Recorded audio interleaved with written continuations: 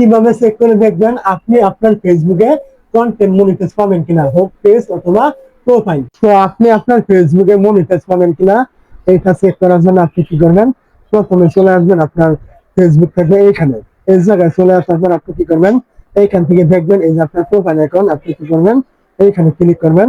এই জায়গায় ক্লিক করার পরে এখান থেকে দেখবেন এই যে আপনার ড্যাশবোর্ড নামে একটি অপশন, আপনি কি করবেন এই জায়গায় ক্লিক করবেন। এই জায়গায় ক্লিক করার পরে এখান থেকে দেখবেন এই যে আপনার আইডি হলে আইডি থাকবে, পেজ হলে পেজের নাম শো করবে, আপনি কি করবেন এখানে ক্লিক করবেন। এই জায়গায় ক্লিক করার পরে এখান থেকে দেখতে পাবেন পেজ রেকমেন্ডেশন অথবা প্রোফাইল হলে প্রোফাইল রেকমেন্ডেশন, আপনি কি করবেন এইখানে ক্লিক করবেন।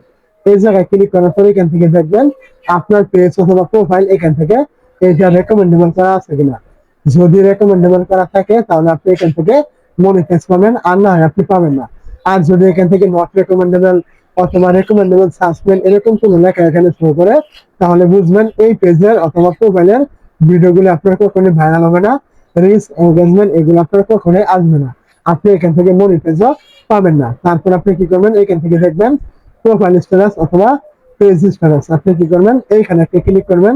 এই জায়গায় ক্লিক করার পরে এখান থেকে দেখবেন এই যে আপনার এখানে সবুজ টিক মার্ক করা আছে কিনা, যদি থাকে তাহলে এখানে আপনি মনিটাইজ পাবেন।